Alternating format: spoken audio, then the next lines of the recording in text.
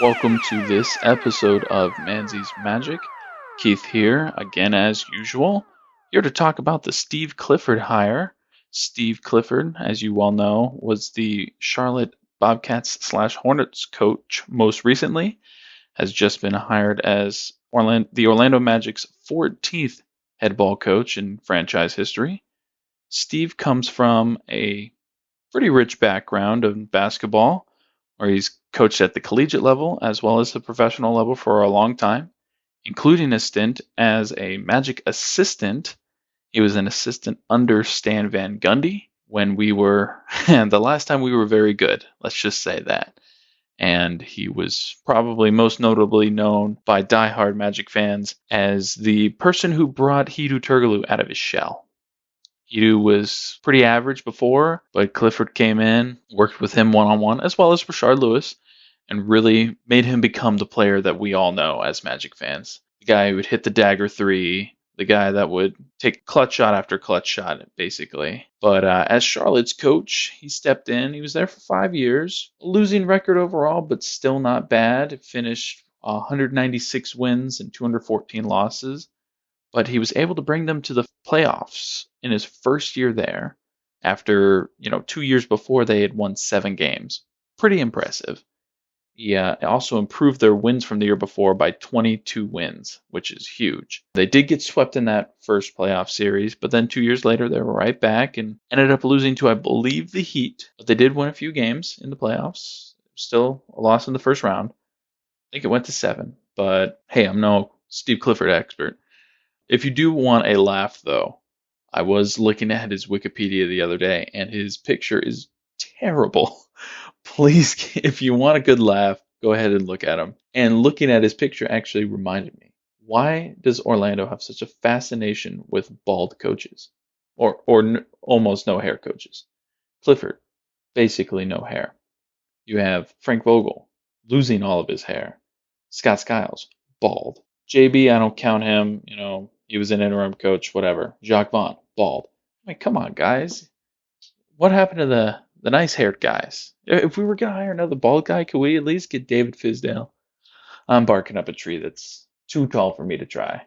But you may have seen my tweet. I think it's a pretty boring hire, but Weltman and Hammond really believe in him. They were actually interested in him when they were in Milwaukee back in like 2013. I mean, one of their quotes, I forgot who said it, but it was the bottom line is when you play a Steve Clifford team, you have to beat them.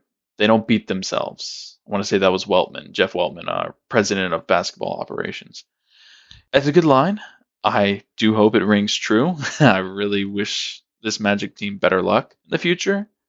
We have, well, and now with him, another defensive-minded coach, which, what has that really done, I'm not really sure if that's actually had any effect on us in the past few hires with other defensive-minded coaches.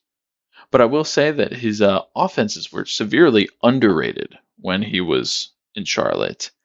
They had really and they were in like the top 15 several times. I think they were up to like ninth as well in offensive efficiency, which is quite good. I mean, we could really use that.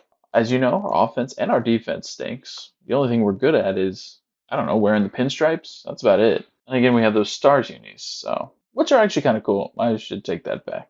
I'm sitting here with kind of just a content look on my face. This is another year, another new coach, looking through, seeing the 76ers just sign Brett Brown to an extension after watching him lose so many ball games.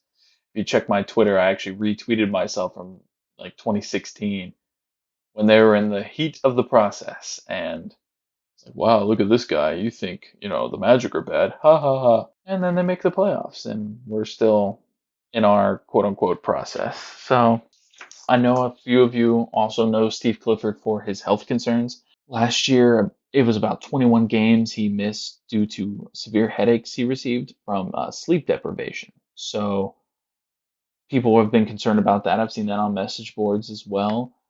I think he's fine as long as he just gets his sleep. I mean, that's what he said himself. With the Magic training staff checked them out before they even approved the hire. and they gave him the okay. So I don't think we need to be worried about that. I think we should be more worried about what's going on the court with our players. Again, I am just trashing us right now, but hey, I've got nothing positive for us for the last 6 years ish. So I may do a draft mock up. I doubt it. I don't know if I'm really feeling up to it. If I do, it'll be on River City Rogue. And that's really all I have for this episode. I know it's short and sweet and to the point, which I'm sure you all enjoy as well. But please, before you go, be on the lookout for another Trust the Process. We have been off for a little while. I blame myself. I was out of town for a good while. I was in Wyoming, so kind of hard to record from way out there. But we'll have our first ever interview. I'm excited for you all to hear that. Skylar and I had a great opportunity to interview someone, and we're excited for you all to hear it. It's not perfect, but hey, that's why you guys trust the process, right? You love us.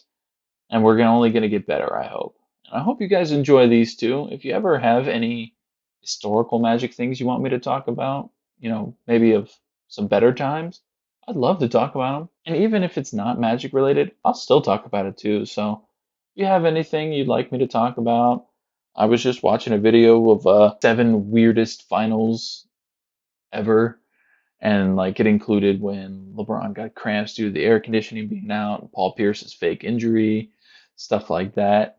I would love to talk about just anything NBA related.